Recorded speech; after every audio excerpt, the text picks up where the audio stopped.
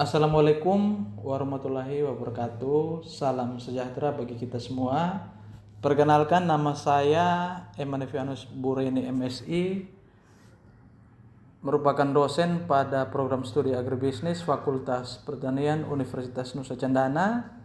Video ini dibuat sebagai salah satu persyaratan sertifikasi dosen tahun 2026 sebagai dokumen pernyataan diri dosen dalam unjuk kerja Tridharma Perguruan Tinggi pada bidang pendidikan dan pengajaran. Pada kesempatan ini saya akan menjelaskan mengenai mata kuliah ekonomi, sumber daya alam, dan lingkungan. Mata kuliah ini merupakan mata kuliah pilihan yang ditawarkan pada semester 4 dengan bobot 3 SKS, terdiri atas 2 SKS teori dan 1 SKS praktikum. Mata kuliah ini dirancang untuk memberikan pemahaman kepada mahasiswa mengenai peranan sumber daya alam dan lingkungan dalam pembangunan ekonomi, klasifikasi sumber daya alam, konservasi dan deplesi persediaan sumber daya alam, pengukuran ketersediaan dan kelangkaan sumber daya alam pulih dan tidak pulih, kemudian eksternalitas dalam pengelolaan sumber daya alam, pengaruh berbagai variabel ekonomi terhadap konservasi sumber daya alam, kemudian valuasi ekonomi sumber daya alam, analisis manfaat dan biaya dalam penggunaan sumber daya alam, prinsip dasar pengelolaan sumber daya alam pulih dan tidak pulih, sumber daya alam, lahan atau tanah, kemudian sumber daya air, sumber daya hutan, sumber daya laut dan perikanan, serta sumber daya alam yang tidak pulih. Kurikulum mata kuliah ini disusun berdasarkan outcome based education atau OB. Adapun capaian pembelajaran lulusan yang dibebankan pada mata kuliah ini meliputi: pertama, bekerja sama dan memiliki kepekaan sosial serta kepedulian terhadap masyarakat dan lingkungan. Kedua, menunjukkan sikap bertanggung jawab atas pekerjaan di bidang keahliannya secara mandiri. Ketiga, menguasai pengetahuan umum tentang konsep-konsep materi dan metode disiplin keilmuan bidang ekonomi sumber daya alam dan lingkungan. Keempat, mampu menerapkan keterampilan teknis dan keterampilan non-teknis dalam penelitian ekonomi sumber daya alam dan lingkungan, serta mengkomunikasikan analisis ekonomi sumber daya alam dan lingkungan dengan cara yang koheren pada publikasi ilmiah ataupun media massa. Kelima, mampu mengidentifikasikan permasalahan ekonomi, sumber daya alam dan lingkungan secara efektif dan efisien. Adapun capaian pembelajaran mata kuliah atau CPMK yang ingin dicapai adalah: pertama, mahasiswa mampu memahami dan menjelaskan pengertian peranan sumber daya alam dan lingkungan dalam pembangunan ekonomi, klasifikasi sumber daya alam serta konservasi, deplesi dan persediaan sumber daya alam. Kedua, mahasiswa mampu menjelaskan dan memberikan analisis kritis terhadap teori eksternalitas dalam pengelolaan sumber daya alam, pengaruh berbagai variabel ekonomi terhadap konservasi sumber daya alam, serta pengukuran ketersediaan dan kelangkaan sumber daya alam pulih dan tidak pulih. Ketiga, mahasiswa mampu memahami dan menjelaskan prinsip dasar pengelolaan sumber daya alam pulih dan tidak pulih. Keempat, mahasiswa mampu mengukur dan memahami tentang valuasi ekonomi sumber daya alam serta analisis biaya dan manfaat dalam penggunaan sumber daya alam. Kelima, mahasiswa mampu memahami dan mendeskripsikan tentang sumber daya alam atau tanah, sumber daya air, sumber daya hutan, sumber daya laut dan perikanan, sumber daya alam yang tidak pulih. Mata kuliah ini dilaksanakan dalam 16 kali pertemuan dengan pembagian 14 kali kegiatan pembelajaran, 1 kali ujian tengah semester, 1 kali ujian akhir semester sesuai dengan rencana pembelajaran semester. Adapun metode pembelajaran yang digunakan meliputi kuliah interaktif, case method, problem based learning, diskusi kelompok, presentasi mahasiswa, project based learning, dan praktikum. Melalui metode tersebut, mahasiswa diharapkan aktif menganalisis permasalahan, berdiskusi, bekerja sama dalam kelompok, dan menghasilkan solusi terhadap penggunaan ekonomi sumber daya alam dan lingkungan. Adapun metode penilaian pada mata kuliah ini terdiri atas teori, penugasan, diskusi, presentasi dan tugas mandiri 20%, ujian tengah semester sebesar 15%, dan ujian akhir semester sebesar 15%. Soft skill 25%, dan praktikum dalam bentuk tugas proyek sebesar 25%. Seluruh penilaian dilakukan menggunakan rubrik penilaian yang telah ditetapkan dalam rencana pembelajaran semester, sehingga penilaian berlangsung secara objektif, transparan, dan terukur. Demikian pemaparan mengenai mata kuliah ekonomi sumber daya alam dan lingkungan yang mengacu pada rencana pembelajaran semester. Selanjutnya saya akan menampilkan salah satu proses pembelajaran pada pertemuan tatap muka. Selamat mengikuti proses pembelajaran. Selamat pagi adik-adik semua. Pagi. Bagaimana kabar kalian hari ini? Baik. Sudah siap untuk memulai kuliah pada pagi hari ini? Siap. Oke. Seperti yang kalian pada hari ini kita akan sama-sama mengikuti perkuliahan mata kuliah ekonomi sumber daya alam dan lingkungan ya. Jadi pertemuan yang kemarin itu mungkin sudah dijelaskan apa itu sumber daya alam dan lingkungan ya. Oleh karena itu mungkin di sini ada yang paham mengenai pengertian sumber daya ekonomi sumber daya alam dan lingkungan. Berapa? Oke. Silakan. Baik, menurut saya sumber daya adalah segala sesuatu yang bisa dimanfaatkan untuk memenuhi kebutuhan manusia. Oke. Yang lain? Ada yang tahu? Ya, apa dampak kalau sumber daya alam itu tidak terpenuhi? Kira-kira ada tidak? Ada yang tahu? Kalau misalnya sumber daya alam itu terpenuhi, apa akibat? Krisis kelaparan. Ya, bagaimana dulu? Krisis atau kelaparan. Kemudian apa lagi? Kelangkaan. Ya, jadi seperti yang sama-sama kita rasakan hari ini bahwa ada kelangkaan di mana-mana ya. Itu membuktikan bahwa sumber daya alam itu terbatas. Dengan bertambahnya jumlah penduduk, maka sumber daya alam pun juga terbatas, sehingga timbullah kelangkaan di mana-mana ya. Seperti saat ini kalau ada kelangkaan minyak tanah, kemudian kelangkaan bahan bakar, dan masih banyak kelangkaan yang sampai hari ini kita rasakan ya. Oleh karena itu pada pagi hari ini akan sama-sama adik-adik belajar mengenai peranan sumber daya alam dan lingkungan dalam pembangunan ekonomi ya.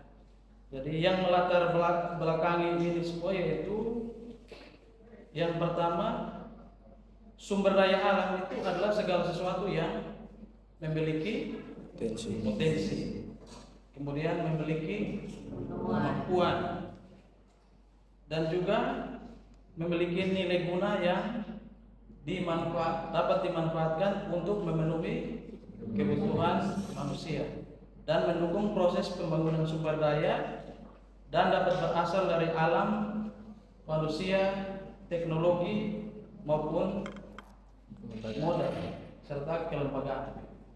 Jadi konsep sumber daya alam atau konsep sumber daya yang pertama itu yaitu potensi. Jadi potensi itu merupakan segala sesuatu yang memiliki kemampuan untuk menghasilkan manfaat. Kemudian yang berikut adalah mengenai pengelolaan. Pengelolaan sumber daya alam ini harus didasari pada perencanaan perencanaan, kemudian pemanfaatan, kemudian juga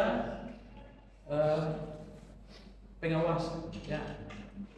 Jadi ada perencanaan, pemanfaatan, pengawasan, dan pada tahapan terakhir itu konservasi. Ya. Dan negara juga di dalam undang-undang Negara Republik Indonesia tahun 1945 pasal 33 ayat 3 menyatakan bahwa bumi dan air dan kekayaan alam yang terkandung di dalamnya dikuasai oleh negara dan dipergunakan untuk sebesar-besarnya untuk kemakmuran rakyat. Ya. Itu sumber daya alam merupakan kekayaan nasional yang dikuasai oleh negara untuk diatur, dikelola, dan dimanfaatkan sebesar-besarnya bagi kemakmuran rakyat. Ya. Jadi negara harus menjamin kemakmuran rakyat melalui pengelolaan sumber daya alam. Ya. Jadi ini sesuai dengan Undang-Undang Dasar Negara Republik Indonesia. Kemudian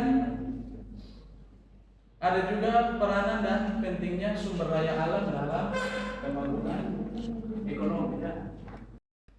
Kalau di situ ada penduduk itu ada tanda tambah plus. Ya. Itu artinya kalau plus artinya ada peningkatan. Ya.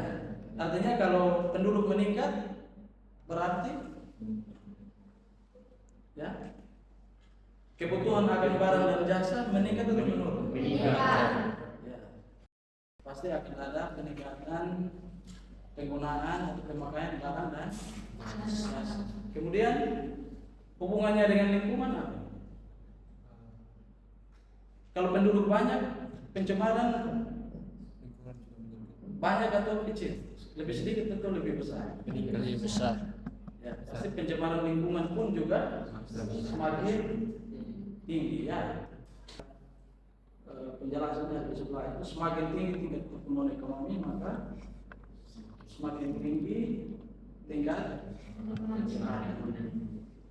Jadi pada tahapan selanjutnya pengurangan sumber daya alam serta pencemaran lingkungan akan menyebabkan terjadinya penurunan kualitas ya, atau degradasi. Ada yang bisa menjelaskan antara pengertian ilmu ekonomi dan ekonomi sumber daya alam? Kira-kira ada tidak begitu?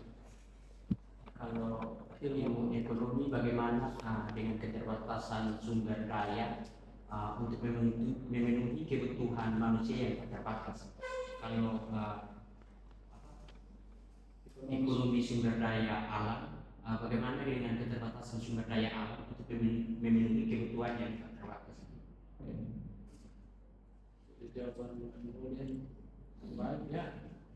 Jadi kita lihat itu bahwa menurut Suherman Roshidi ilmu ekonomi itu merupakan cabang ilmu pengetahuan yang memberikan penjelasan mengenai gejala-gejala yang timbul pada masyarakat sebagai akibat dari kegiatan pemenuhan kebutuhan untuk mencapai kemakmuran. Ya, itu merupakan pengertian ilmu ekonomi. Sumber daya alam itu dimanfaatkan secara optimal, efisien, adil, dan berkelanjutan dengan mempertimbangkan keterbatasan sumber daya serta dampaknya terhadap lingkungan dan kesejahteraan masyarakat. Ya. Jadi secara umum ilmu ekonomi itu membahas mengenai pengalokasian sumber daya yang terbatas untuk memenuhi kebutuhan secara efisien, sedangkan ekonomi sumber daya alam itu secara khusus mempelajari bagaimana sumber daya alam itu dikelola dan dimanfaatkan agar memberikan manfaat ekonomi sekaligus juga menjaga kelestarian. Jadi sumber daya alam juga mencakup seluruh kekayaan alam yang tersedia di bumi, baik yang dapat diperbarui maupun yang tidak dapat diperbarui. Ya. Sedangkan menurut Alfred Marshall, faktor produksi itu terdiri atas tanah. Ya, jadi faktor produksi itu terdiri bukan hanya atas tanah atau land, kemudian tenaga kerja, kemudian modal dan organisasi, ya. Organisasi atau kewirausahaan, ya. Jadi dalam pengertian ekonomi, tanah atau land itu tidak hanya berarti lahan, tetapi seluruh sumber daya alam yang terkandung di dalamnya, ya. Jadi seperti air, hutan, kemudian mineral, hasil laut dan energi, ya. Isu-isu atau permasalahan sumber daya alam dan lingkungan yang seperti sudah dijawab tadi itu dampak nyata yang harus kita hindari, misalnya pencemaran air, udara, dan pencemaran tanah, ya. Jadi kebanyakan petani sekarang juga susah, ya, akibat daripada penggunaan pestisida atau pupuk yang secara masif, ya, secara berlebihan. Akibatnya produksi pun menurun. Dulu jumlah panennya mungkin 5 ton, tapi sekarang sudah mulai menurun. Itu akibat daripada pencemaran air dan tanah. Kemudian kerusakan ekosistem, hilangnya habitat dan keanekaragaman. Jadi kalau kita lihat bahwa nelayan-nelayan dulu itu mungkin tempat penangkapannya, mau menangkap ikan itu tidak terlalu jauh dari bibir pantai, tapi sekarang sudah semakin jauh, ya. Itu akibat daripada hilangnya habitat, itu hilangnya makanan, ya, sehingga ikan-ikan kecil pun juga hampir-hampir sudah tidak ada lagi di pinggir pantai, ya. Kemudian ancaman kesehatan, ya, akibat daripada pencemaran air, udara tadi dapat menimbulkan gangguan pernapasan, kemudian gangguan kulit, kemudian gangguan pencernaan, ya. Itu akibat daripada pencemaran, ya, pencemaran air, pencemaran udara dapat menimbulkan ancaman kesehatan. Kemudian bencana lingkungan, ya. Bencana banjir, bencana longsor, ya, bencana kekeringan dan abrasi pun juga meningkat, ya. Jadi itu merupakan isu atau permasalahan sumber daya alam lingkungan. Jadi tugas kita bagaimana untuk menjaga, melestarikan dan menemukan solusi, ya, atas persoalan yang terjadi, persoalan lingkungan. Karena, ya, kita ada pada bumi yang sama. Kita punya bumi ini hanya satu saja. Kalau kita tidak menjaga, kita tidak melestarikan, pasti kita akan menanggung akibatnya secara bersama. Oke? Sampai sini ada yang mungkin ada pertanyaan? Ada mau berbicara mengenai materi pada pagi hari ini? Ada? Kira-kira ada yang belum disampaikan secara jelas? Saya, ya, silakan. Izin bertanya, Bapak. Tadi dijelaskan di pasal 33 ayat 3 itu menyebutkan bahwa kekayaan alam, ya, dikuasai oleh negara untuk sebesar-besarnya untuk kemakmuran rakyat. Ya. Namun yang terjadi saat ini sering terjadi komodifikasi atau privatisasi sumber daya alam oleh sektor swasta atau korporasi. Nah, untuk mengatasi itu, bagaimana batasan ideal antara penguasaan negara dan keterlibatan modal swasta agar prinsip keadilan dan ketertiban tetap terjaga? Oke, terima kasih. Sebenarnya pengambilan sumber daya alam itu harus dibatasi, ya. Jadi itu menjadi tugas daripada negara untuk menjaga itu, karena sumber daya alam ini yang terbatas ini kalau tidak dibatasi penggunaan atau pemakaiannya pasti akan ada akibat lain. Sedangkan jumlah atau sumber daya alam ini dia selalu tetap ya jumlahnya. Jadi kalau diambil secara berlebihan pasti akan ada masalah ya. Jadi di sini tugas daripada negara ini yaitu membatasi pengambilan atau pemanfaatan sumber daya alam yang berlebihan. Kalau diambil secara masif dan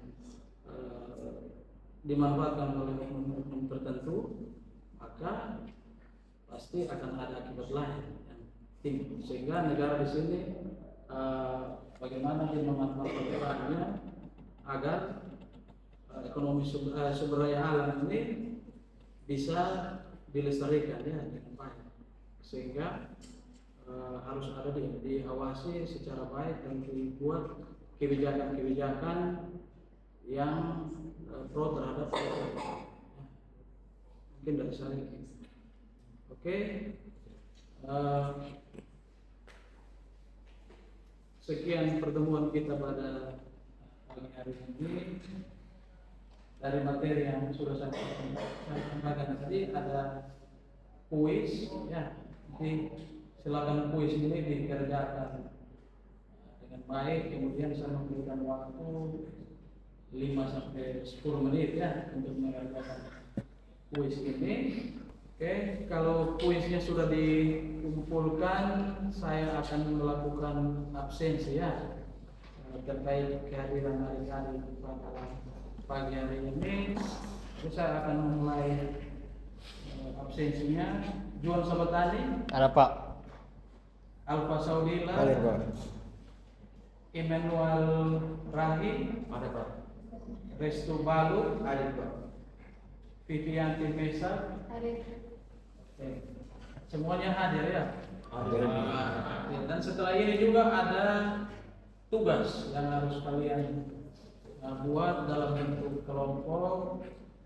Dari isu-isu yang tadi sudah disampaikan itu, kalian memilih salah satu isu ya, isu atau permasalahan sumber daya alam dan lingkungan. Ya, dari isu-isu itu kalian kerjakan bersama kelompok, kemudian buat dalam bentuk makalah ya. Kemudian dikumpulkan pada saat pertemuan minggu depan ya. Sekian pertemuan hari ini, sampai bertemu minggu depan, dan saya harap tugas yang sudah diberikan itu dikerjakan secara baik agar tujuan daripada perkuliahan ini bisa tercapai dan berlangsung dengan baik. Salam sehat untuk kita semua. Selamat pagi. Demikian video pembelajaran mata kuliah ekonomi sumber daya alam dan lingkungan. Terima kasih atas perhatian Bapak Ibu Asesor. Semoga video ini dapat memberikan gambaran mengenai pelaksanaan pembelajaran yang saya laksanakan sesuai dengan rencana pembelajaran semester dan prinsip outcome based education. Terima kasih. Wassalamualaikum warahmatullahi wabarakatuh. Salam sejahtera.